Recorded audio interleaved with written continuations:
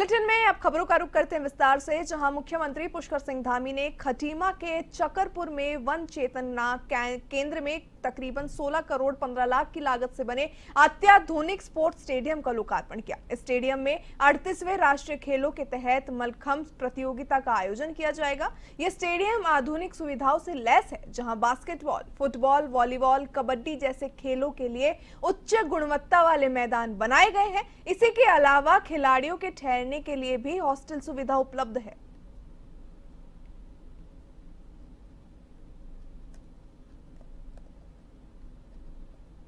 अवसर है कि हमको मेजबानी का अवसर मिला है उत्तराखंड। हम पूरी तरह से तैयार हैं, हमारी तैयारियां अंतिम चरण पर हैं और 28 तारीख आने से पहले ही सब कुछ तैयारियां पूरी हो जाएंगी। 28 तारीख को हमारी ये प्रतियोगिता प्रारंभ होगी और इस प्रतियोगिता के आयोजन से हमारे प्रदेश के खिलाड़ियों को एक प्रोत्साहन होगा।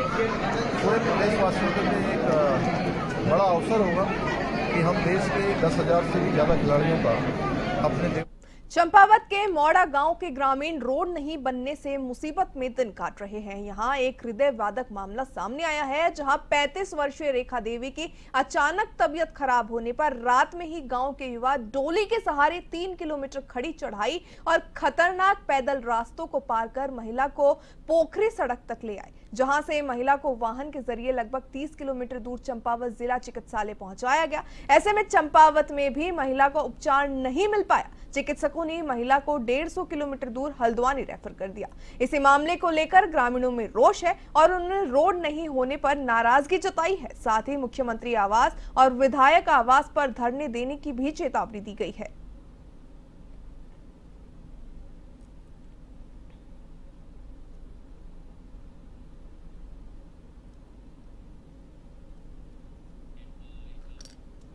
मुख्यमंत्री पुष्कर सिंह धामी के निर्देशों के क्रम में प्रदेश के विभिन्न जिलों में अपंजीकृत मदरसों की जांच चल रही है। विभिन्न जिलों में जिलाधिकारी इसकी रिपोर्ट भी तैयार कर शासन को भेज रहे हैं। वहीं इस दौरान मदरसे बोर्ड के अध्यक्ष मुफ्ती शमून कागजी ने भी इस पर बयान दिया है। उन्होंने राज्य में संचालित मदरसों को लेकर कहा कि मदरसों में पढ़ रहे बच्चों की शिक्षा को लेकर राज्य सरकार गंभीर है, लेकिन इसमें पारदर्शिता होनी आवश्यक है।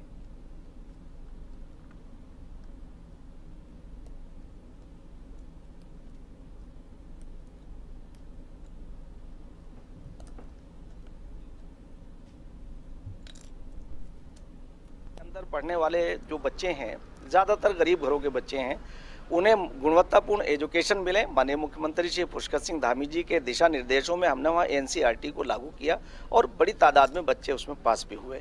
जिनका रजिस्ट्रेशन कहीं से भी नहीं है वो अवैध कहलाएंगे।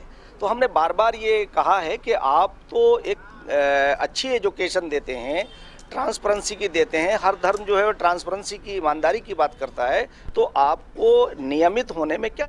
कॉर्बेट टाइगर रिजर्व में बिजरानी रेंज में तैनात दैनिक श्रमिक की बाघ के हमले से मौत हो गई। हादसे के बाद आक्रोशित ग्रामीणों ने रामनगर डीला मुख्य मार्ग पर वन चौकी के सामने शव रखकर प्रदर्शन करना शुरू कर दिया। ग्रामीणों की मांग है कि उक्त बाघ को पकड़कर गोली मार दी जाए। साथ ही उन्होंने कहा कि जब तक उक्त बाघ को पकड़ा नहीं जाएगा वे अपना प्रदर्शन जारी रखेंगे।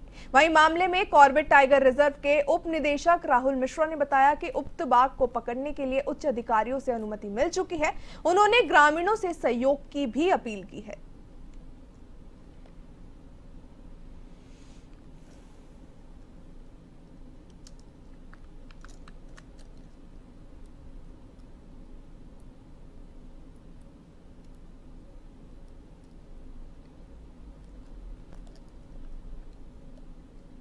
स्टाफ यहाँ मौके पे पहुंच गया है और अब बात कर रहे हैं इनसे लगातार, और पिंजरा लगाने की प्रक्रिया जो है वो भी परमिशन मिल गई है, हमें ट्रैंक्विलाइज की भी मिल गई है और इसको जल्द से जल्द हम उस पर कार्रवाई करेंगे। और हम गाँव वालों से बात भी कर रहे हैं कि जो जाम लगा है इसको हटा दें और आगे की कार्रवाई हमें करने दें। देखिए, सावंद पूरब में CTR में कार्यरत बिजरानी रेंज में प्रेम नाम का एक युवक कार्यरत था। वो घर में 4-5 दिन की छुट्टी लेकर रह रहा था। वो अपनी पत्नी के साथ और एक छोटे बच्चे के साथ जंगल में लकड़ी बीनने गया हुआ था, लेकिन तभी बाघ ने अचानक उस पर हमला किया और उसे अपना निवाला बना लिया। और निश्चित रूप से आप लोग देख रहे होंगे कि लगभग 2-3 माह के अंदर आपने ढिपली के अंदर देखा, सुंदरखाल के अंदर देखा और आज सांवलदे में पुनः बाघ ने 3 लोगों को 2 महीने के अंदर अपना निवाला बना लिया, जिसकी रोकथाम के लिए शासन प्रशासन बिल्कुल नाकाम है, CTR प्रशासन बिल्कुल नाकाम है। असल में क्या पूरे उत्तराखंड के अंदर आए दिन जो घटनाएं हो रही है बाघों के द्वारा, और आज जो है एक व्यक्ति को सांवलदे पूर्व में जो प्रेम सिंह है, पुत्र इंदर सिंह है, इसको आज निवाला बना दिया है। हमारी अभी तक कोई भी अधिकारी नहीं आया है। जब तक बाघ को पकड़ा नहीं जाएगा हम लोग यहाँ पर इसको बंद रखेंगे, और अधिकारी से हमारा निवेदन है कि जल्द से जल्द बाघ को पकड़ा जाए, जिससे कि कोई और दूसरी घटना की। राज्य के रामनगर वन प्रभाग के कोटा रेंज में एक महिला को बाघ द्वारा हमला कर मौत के मामले में ग्रामीणों में रोष बढ़ चुका है। घटना के बाद से ग्रामीण काफी डरे हुए हैं। मौके पर किए गए वन रक्षक जसवंत सिंह ने बताया कि कुछ ग्रामीणों ने उन्हें घेर कर उनके साथ मारपीट कर अभद्रता की। इस घटना से आक्रोशित कर्मचारियों में अब रोष देखने को मिल रहा है। वहीं मामले में कोटा रेंज के रेंजर रमेश ध्यानी की ओर से कोतवाली पुलिस को तहरीर सौंपकर आरोपियों के खिलाफ कार्रवाई करने की मांग उठाई गई है। तहरीर में 4 ग्रामीणों को नामजद करने के साथ ही कुछ अज्ञात लोगों के खिलाफ भी तहरीर सौंपी गई है।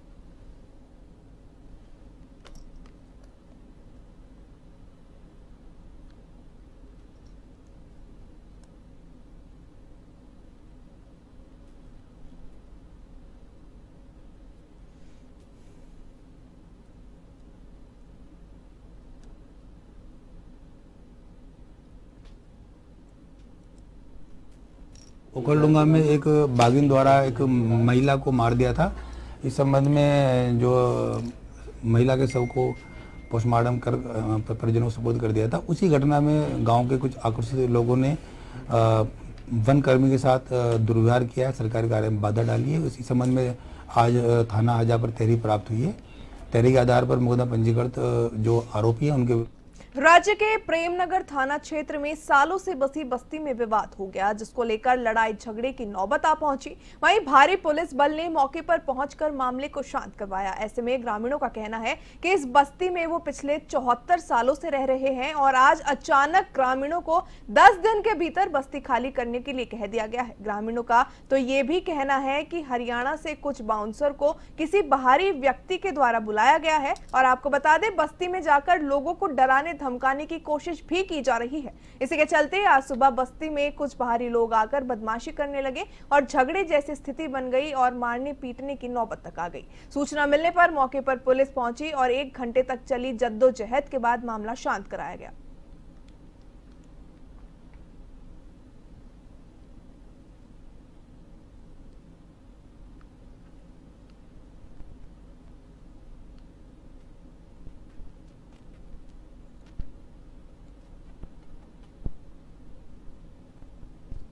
इन्होंने 10 दिन का टाइम दिया है। हम इनसे ये पूछना चाह रहे हैं कि आपके पास जमीन के कागज है, आपने नोटिस दिया है हमें कोर्ट द्वारा कोई, तो इन्होंने कुछ नहीं दिया है और धमकी दे रहे हैं। बच्चों को परेशान करते हैं रात को कि गोली मार देंगे, तो खाली नहीं किया गया है। ये इन्होंने अचानक आकर के यहाँ पे जो है बाउंड्री करानी शुरू की।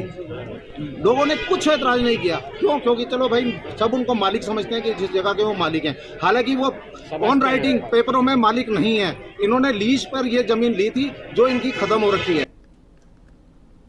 हमें 60-70 साल हो गए यहाँ पे रहते रहते, और क्या बोलते हैं इन्होंने पहले कोई बॉडीगार्ड आके नहीं रहा यहाँ पे, नहीं रहा, लेकिन अभी यहाँ पे इतनी जनता रह रही है। जिसने यहाँ पे रखा है उसकी एक तरह से रखवाली होती है ना। हम किसी से ले नहीं रहे हैं, हम किसी से मांग नहीं रहे हैं, हम अपनी जायदाद नहीं कर रहे हैं। जिसकी है उसमें हम आराम से रह रहे हैं। उत्तराखंड के लोक गायक जगदीश बकरोला का नई दिल्ली के डॉक्टर राम मनोहर लोहिया अस्पताल में निधन हो गया। पौड़ी की असला वालसू पट्टी के बकरोली गांव के जगदीश बकरोला के निधन पर कई संगीत प्रेमियों और गायकों ने दुख व्यक्त किया है। ऐसे में कांग्रेसी नेता प्रेम बहुखंडी ने जगदीश बकरोला के निधन पर संवेदना व्यक्त की। उन्होंने कहा कि कला के क्षेत्र में जगदीश बकरोला के योगदान को भुलाया नहीं जा सकता। जी बहुत बेहतरीन गायक थे, मैंने उनको कई बार उनके कार्यक्रम सुने। आँख सूरदास थे वो, उसके बावजूद उनकी जो आवाज़ थी वो बहुत शांति। कल उनका देहांत हो गया है। इस दुनिया में कोई हमेशा के लिए तो कोई आया नहीं है, सबने एक दिन जाना है। तो सरकार को थोड़ा सा उनके सम्मान में सोचना चाहिए, उनके बारे में सोचना चाहिए। उनके स्वास्थ्य मेरे ख्याल से पिछले कुछ दिनों से ख़राब था, जिस पर सरकार ने कोई ध्यान नहीं दिया।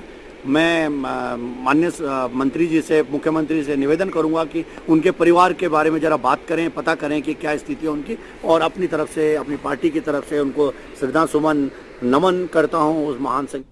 सड़क सुरक्षा को लेकर आरटीओ अब गंभीरता से विचार करता नजर आ रहा है। ये ऐसे उपायों का अमल कर रहा है जिससे सड़क दुर्घटनाओं को रोका जा सके। आरटीओ प्रशासन सुनील शर्मा ने इसके लिए बताया कि शहर में वाहनों की अधिकतम गति सीमा निर्धारित की गई है, स्पीड रडार गन भी तैयार है, ओवर स्पीडिंग में लाइसेंस सस्पेंड और परमिट पर कार्रवाई की जा रही है। परमिट शर्तों के विरुद्ध चल रहे वाहनों पर भी कार्रवाई की जा रही है। अब तक 86 ऐसे परमिट वाहन के खिलाफ कार्रवाई कर चुके हैं। जहां तक सड़क सुरक्षा का मामला है, देहरादून संभाग के अंतर्गत आरटीए द्वारा बहुत ही ज्यादा गंभीरता से सड़क सुरक्षा के संबंध में विचार विमर्श किया गया। इसके लिए हमारे द्वारा विभिन्न कदम उठाए गए हैं। जैसे जितने भी हमारे जिले हैं उसके अंदर हमने स्पीड जो पर रोडों पर होती है, स्पीड की जो हाईएस्ट लिमिट है उसको डिसाइड कर दिया गया है। इसके अलावा हमारे द्वारा प्रवर्तन कार्रवाई के जितने भी वाहन हैं जो हाई स्पीड में चलते हुए पाए जाएंगे, चाहे वो बस हो, मैक्सी हो, टैक्सी हो, उनको स्पीड रडार गन से चेक करने पे पाया जाता है तो ना सिर्फ ड्राइवर का लाइसेंस सस्पेंशन होगा बल्कि उनके परमिट के खिलाफ कार्रवाई। खबरों का रुख करते हैं, जहां लोहा घाट के सुई क्षेत्र के गलचौड़ा क्षेत्र में गुलदार की दहशत बरकरार है। सुई क्षेत्र के पूर्व सैनिक कोच मयंक ओली ने बताया कि गलचौड़ा आईटीबीपी सड़क पर गुलदार की चहलकदमी लगातार जारी है, जिस कारण क्षेत्र में काफी दहशत बनी हुई है। ओली ने आगे कहा कि इस सड़क में साई सेंटर के खिलाड़ियों, आईटीबीपी के जवानों और ग्रामीणों के लिए गुलदार बड़ा खतरा बना हुआ है। सुई क्षेत्र के ग्रामीणों ने वन विभाग से जल्द पिंजरा लगाकर गुलदार को पकड़ने की मांग उठाई है। विगत 1 वर्ष से जो है बाघ का आतंक हमारे क्षेत्र में, सुई क्षेत्र में हो रहा है। हालांकि नुकसान अभी तक इतना कुछ हुआ नहीं, लेकिन 1-2 गायों को अभी तक उसने मारा है। और आने वाले समय में, क्योंकि रोज के रोज हमारे जो छमनिया स्टेडियम क्षेत्र का जो रोड है वहाँ पे उसकी दहशत काफी ज्यादा दिन पर दिन बढ़ रही है, तो वहाँ पे खेलो इंडिया सेंटर है, साथ ही स्टेडियम में काफी बच्चे दिन रात तैयारी करने आते हैं, तो एक गाँव वालों के लिए और बच्चों के लिए खतरा बना हुआ है। रामनगर वन प्रभाग के अंतर्गत पकड़ने वाले देचोरी रेंज क्षेत्र वाले क्यारी गांव से जंगल में बाघ घुस गए बुजुर्ग लापता हो गया। आपको बता दें, बुजुर्ग व्यक्ति जब काफी घंटों बाद भी घर नहीं पहुंचा तो परिजनों और वन विभाग की टीम ने सर्च अभियान चलाया तो बुजुर्ग का पैजामा, मोबाइल जंगल में काफी अंदर जाकर मिला। ऐसा माना जा रहा है कि बुजुर्ग को बाघ ने अपना निवाला बना लिया है। पिछले 48 घंटों से ये तीसरी घटना सामने आई है।